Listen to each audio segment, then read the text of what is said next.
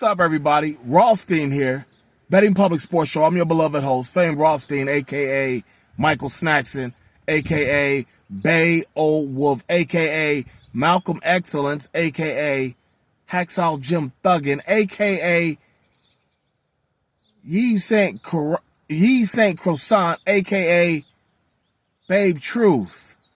Today's Sunday, March 16th, 2025. All right, please like and subscribe to the channel, leave comments, share the video. No sports betting action today. Sports betting action will be back this Thursday. What is that? The 20th. Or Wednesday night, the 19th, because, the men's tournament starts this week. It technically starts Tuesday, but, I'm old school. I go by, it starts on Thursday. Those two play-in games on Wednesday and Tuesday and Wednesday, for teams 65 through 68. Nah, only do the first 64. All right. But so yeah, that'll be back either Wednesday night or Thursday morning, and we'll have action all weekend, mainly with college basketball stuff. I might have something Tuesday. No. I might have something tomorrow night for you because Major League Baseball starts on Tuesday morning, 6:18 a.m. Eastern. They're going to be in the Japan series, Cubs and Dodgers. Might have something for you that morning, but it might not. We'll see.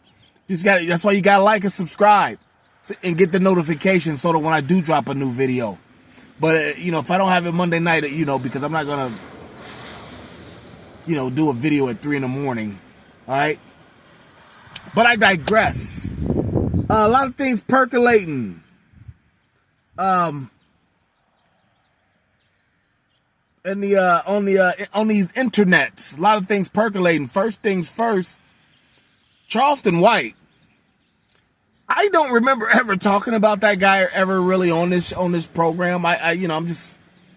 He is what he is. I'm not a fan of him. I mean, sometimes he makes a good point, but most of the times he's just too obnoxious for me and, saying things, like just most recently, that guy who got shot at the car wash with his 6-year-old daughter. He's saying fuck him. Charleston White saying fuck him and fuck the baby too. I'm like, huh? Like, how can you say that about it? I can't listen to that.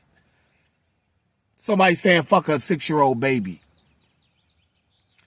But recently, like, young Charleston,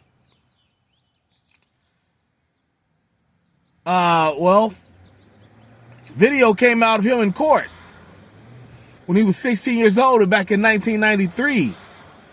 And he basically tells on his co-defendants, his co-Ds. And, a lot of people, the people that want to see him fall, they're all for it. And the people that his fans are like, defending it and whatnot, saying like, he already told us this and that and the other. I mean, I'll just say this. He has already said that, he told on people. He killed a man, but he kind of glanced over, not glanced, but he kind of glanced over some of the finer details of it. And saying like he laughed in a white man's face. Apparently that's not what he did in court. At least in court, that's not what he said he did. That was what his partner did. Laughed in the white man's face as he was dying. Well, neither one of them did. He just laughed about it when he told his boy he shot him. Nobody stood over the white man's face and like that, and that was nothing. He's up here talking about he got raping white women, just shit like that, raping women, I can't be I just can't, I don't know, not at this age. That's why he has such a young fan base, young, incorrigible, obtuse fan base. I can't rock with that. You know what I'm saying? But yes, things like that. But that's what he does. He just makes himself, just says some of the most deplorable things. That's just what he does. That's who he is. That's how he's made his money. I'm not going to wish him good or bad on any of that. I'm just like, but like this, his last statements of fuck the baby and fuck the daddy and whatnot, people getting shot. You know, he's saying that people didn't care when the baby was alive and whatnot. And, you know, it's because, you know, actually we did care. You know, most of us just didn't know her because, you know, the baby had her parents and whatnot. You know, but trust me, those who probably came, I didn't come in contact with the baby, but, you know, most decent human beings cared about that child. All decent human beings cared about that child, you know, prior to her being passing. So, you know, whatever you're saying right there makes no sense to me. I'm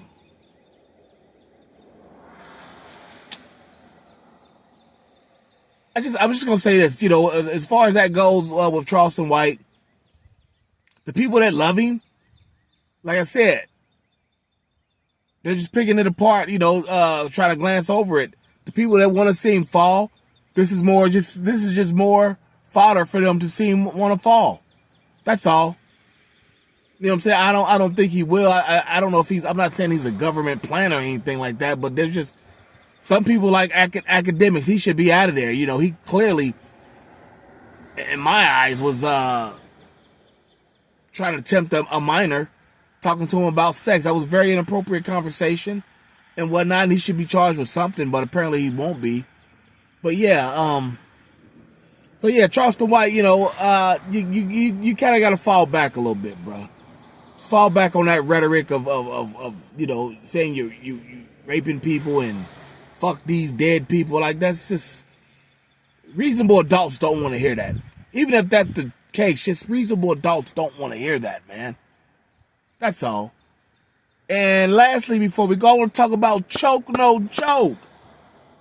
Choke No Joke, nigga. Choke No Joke. That's where I know him from. That video series when he was talking about the downfall of the rock music. Jay-Z, Dame Dash and them. You know, he's showing all these old but all these old videos of them, you know, in turmoil in the last days. I think that was the video series too, Last Days of the Rock. And that was the the intro music. Choke no joke, nigga. Choke no joke. Lately he's a New Yorker. I always thought he was a New Yorker. Lately he's been on the podcast interview scene. He's been on Be High down in Atlanta, and now he's kind of doing his own with one of somebody loosely connected to the Tupac and Biggie stuff in L.A. I'm talking about damn, what was that detective's name that they hate? Well, that died at the police station, died at the sheriff's office. Greg Kading's tried to everybody's tried to, you know, diffuse his work, you know, saying he was crazy and whatnot on the Biggie and Tupac shit. What is his name? I can't believe I'm forgetting his name right now. But anyway, he's got a brother-in-law that's, you know, basically doing his work, finishing up his work for him. Choke No Joke interviewed him, and Choke No Joke been on Reggie Wright Jr. ass.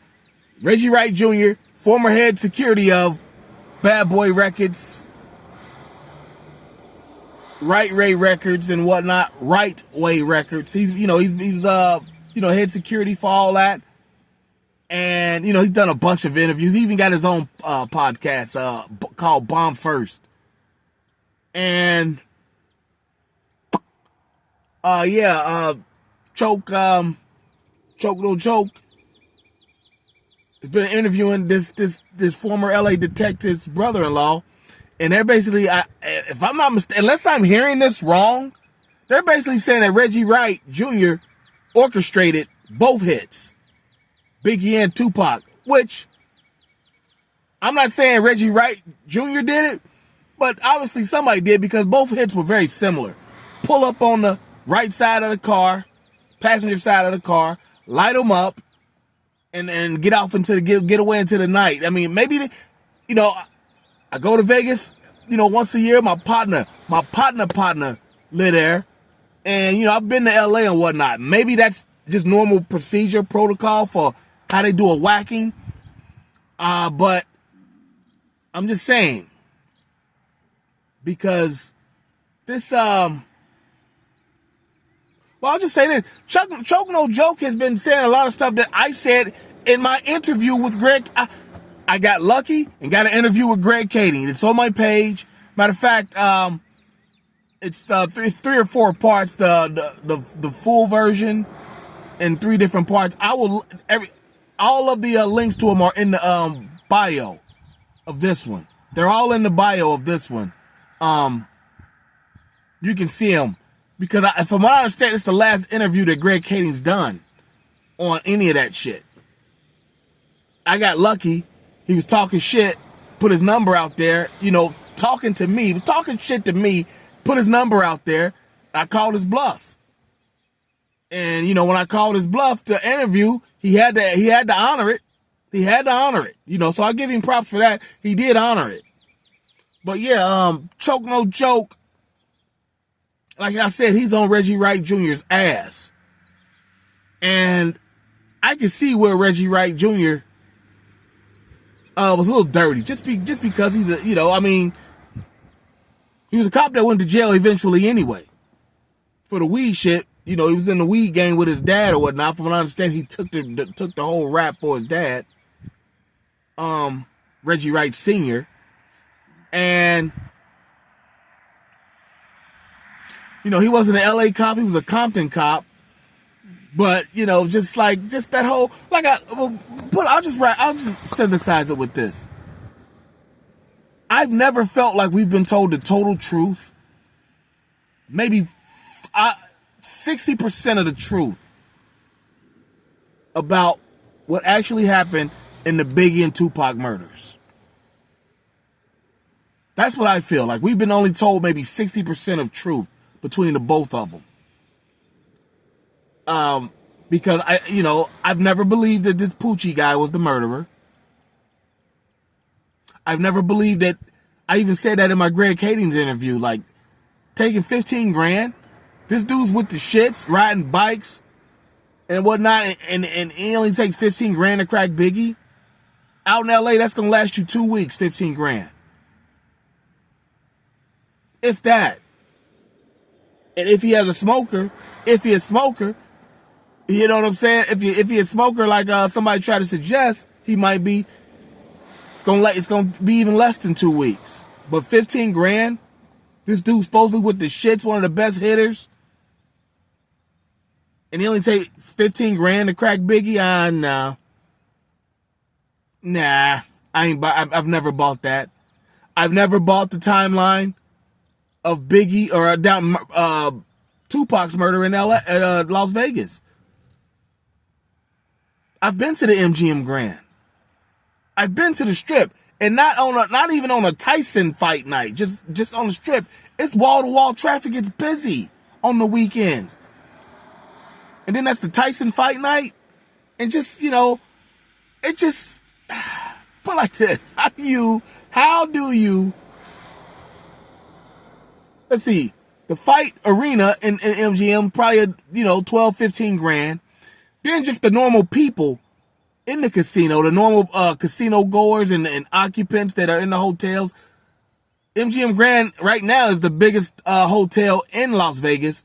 And probably back then, it probably at least was one of the, if not still the biggest back then. So you're probably talking about 15 to 20,000 people in this hotel.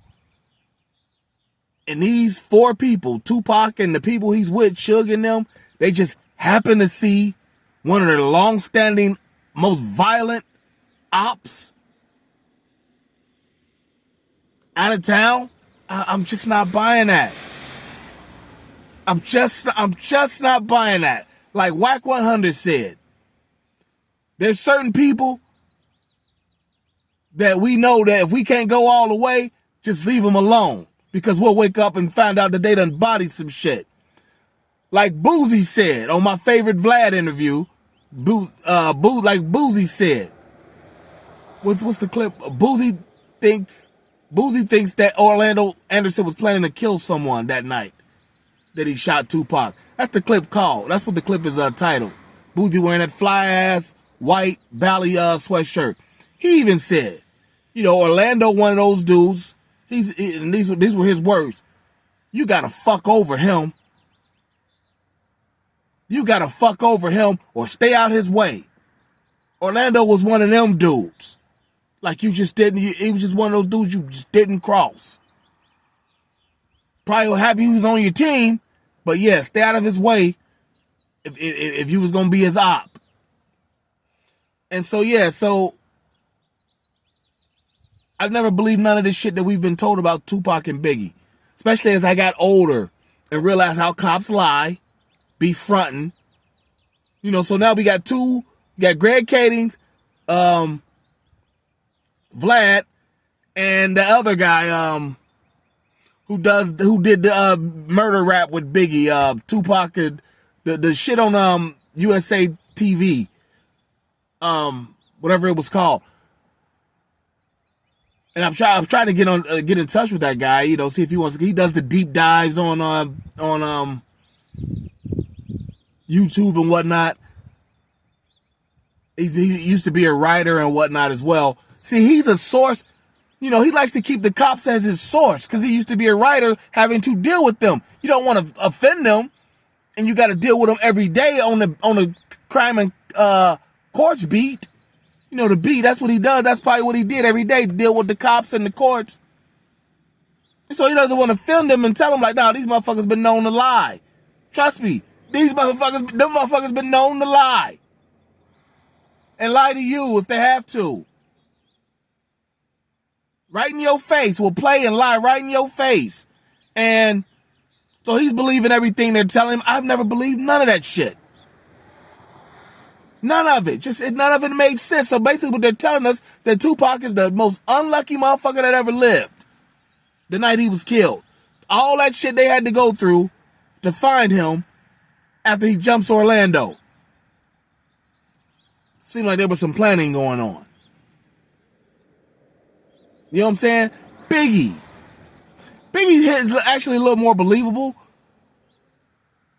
But it was the second one, so they knew how to, fix up the mistakes they made in the first one, whoever the person that planned Tupac's. But again, if you was an assassin like that, Tupac just got killed 6 months before. Biggie's his number one op. His number one op. Everybody knows there's going to be heat around Biggie. Eyes on him everywhere he goes, especially his album, which I don't understand why Puff even took him out there to LA. Because everybody, he had an album coming out. He didn't need to promote that. People were going to buy that anyway because they wanted to hear what he had to say about Tupac. But at any rate, and a guy takes 15 grand to crack Biggie. Suge supposedly put up the funds, Suge Knight. Suge, quit being so damn cheap. You knew cracking Biggie was worth every bit of $250, if not $500,000 or more. That's why I anyway, let me get off here. I digress. But yeah, shouts to Choke No Joke. Shout out to him if you catch this. Shout out to him. Yeah, I'll be back. Like I said, I'll definitely be back either Wednesday night or Thursday morning with some college basketball sports betting action. I doubt the Major League game on Tuesday, but if you see, you'll see. So make sure you subscribe and like and share or whatnot. And I'll holler back at you soon. But until then, everybody, be well. Peace.